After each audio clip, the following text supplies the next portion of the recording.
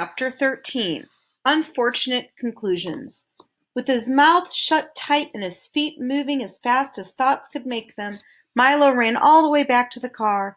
There was great excitement when he arrived as Tock raced happily down the road to greet him. The humbug personally accepted all congratulations from the crowd. "Where is the sound?" someone hastily scribbled on the blackboard, and they all waited anxiously for the reply. Milo caught his breath, picked up the chalk, and explained simply, "It's on the tip of my tongue." Several people excitedly threw their hats into the air, some shouted what would have been a loud hurrah, and the rest pushed the heavy cannon into place. They aimed it directly at the thickest part of the fortress wall and packed it full of gunpowder. Milo stood on tiptoe, leaned over into the cannon's mouth, and parted his lips. The small sound dropped silently to the bottom, and everything was ready. In another moment the fuse was lit and sputtering.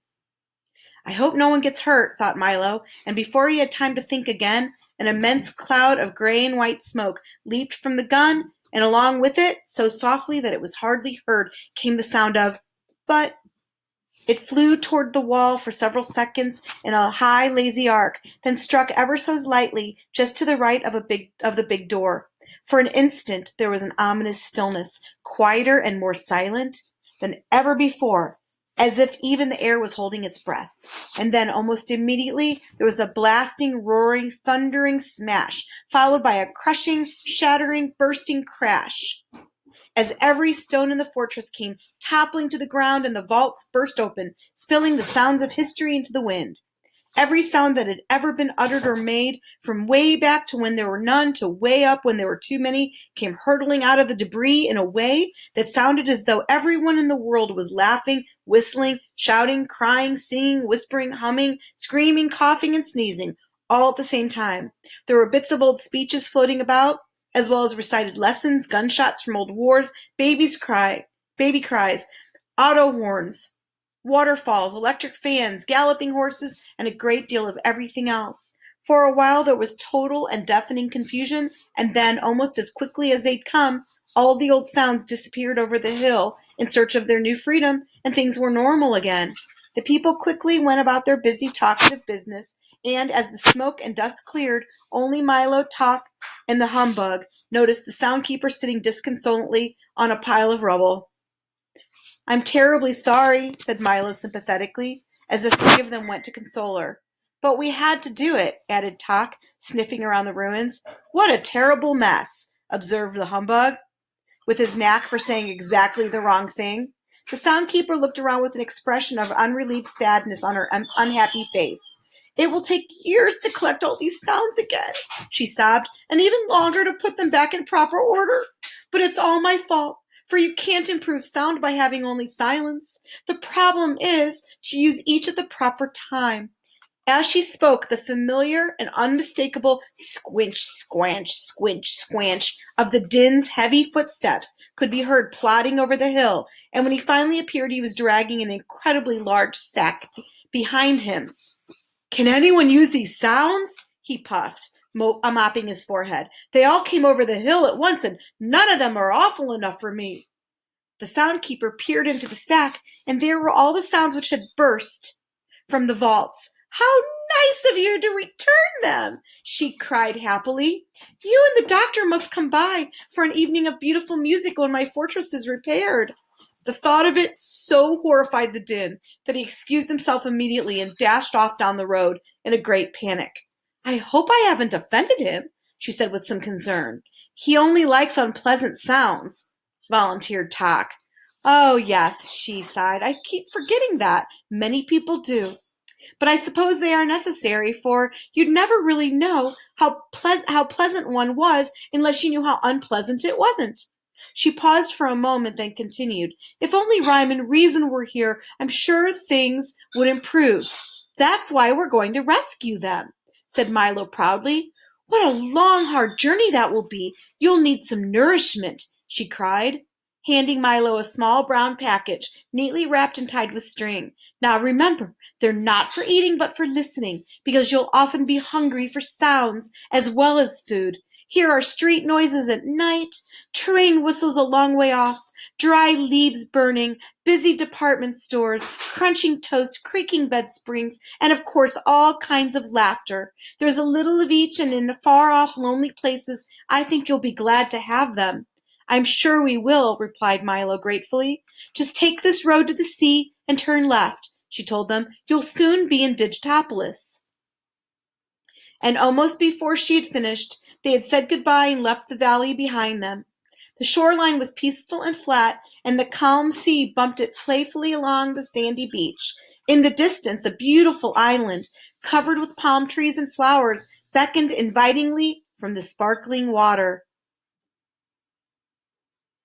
Nothing could possibly go wrong now, cried the humbug happily, and as soon as he said it, he'd leaped from the car as if stuck by a pin and sailed all the way to the little island.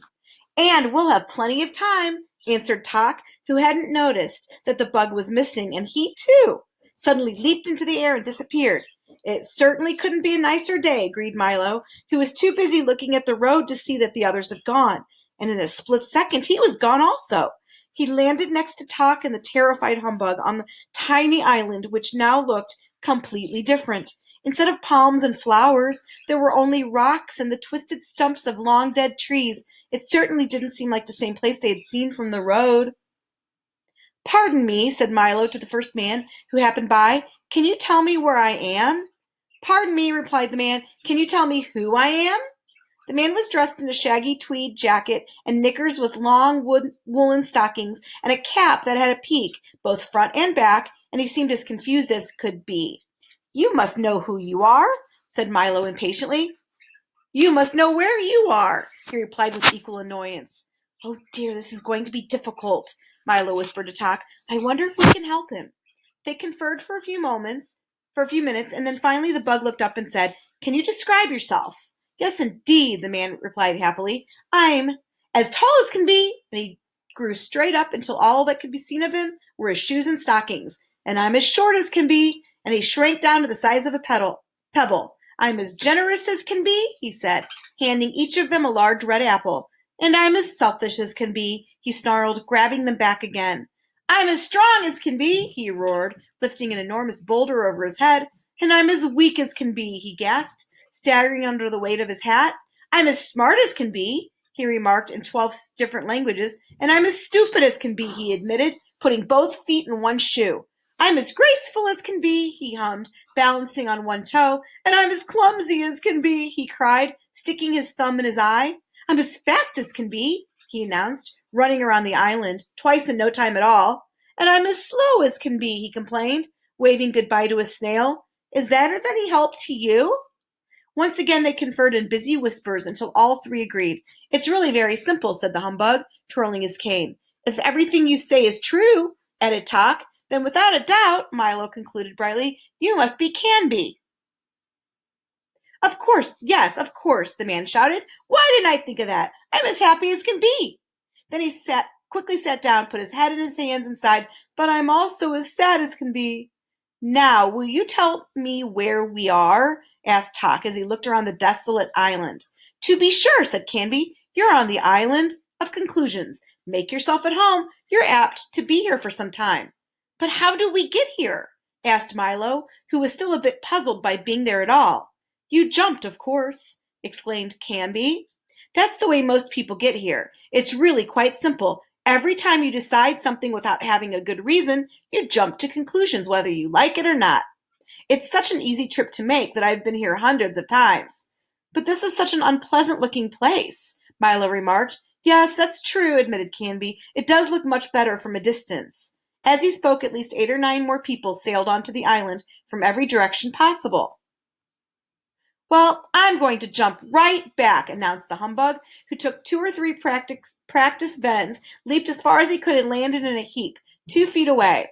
That won't do at all, scolded Canby, helping him to his feet. You can never jump away from conclusions. Getting back is not so easy. That's why we're so terribly crowded here. That was certainly the truth, for all along the bleak shore and clustered on the rocks, for as far as anyone could see, were enormous crowds of people, all sadly looking out to sea. Isn't there even a boat? Asked Milo, anxious to get on with his trip. Oh no, replied Canby, shaking his head. The only way back is to swim, and that's a very long and a very hard way. I don't like to get wet, moaned the unhappy bug, and he shuddered at the thought. Neither do they, said Canby sadly. That's what keeps them here. But I wouldn't worry too much about it, for you can swim all day in the sea of knowledge and still come out completely dry. Most people do. But you must excuse me now. I have to greet the new arrivals. As you know, I'm as friendly as can be. Over the humbug's strenuous objections, Milo and Tock decided to swim, and protesting loudly, the bug was dragged along with them towards the sea. Canby hurried off to answer more questions, and the last thing he was heard to say was, "Pardon me, can you tell me who I am?" They swam and swam and swam for what seemed like hours, and only Tock's firm encouragement kept Milo struggling through the icy water. At last they reached the shore, thoroughly exhausted and, except for the bug, completely soaked. That wasn't bad at all, the humbug said, straightening his tie and brushing himself off. I must visit there again. I'm sure you will, gasped Milo, but from now on I'm going to have a very good reason. Before I make up my mind about anything, you can lose too much time jumping to conclusions. The car was just where they'd left it. In a moment they were on their way again, as the road turned away from the sea and began its long climb into the mountains. The warm sun and billowy breezes dried them as they went. I hope we reach Digitopolis soon, said Milo, thinking of the breakfast they hadn't eaten. I wonder how far it is.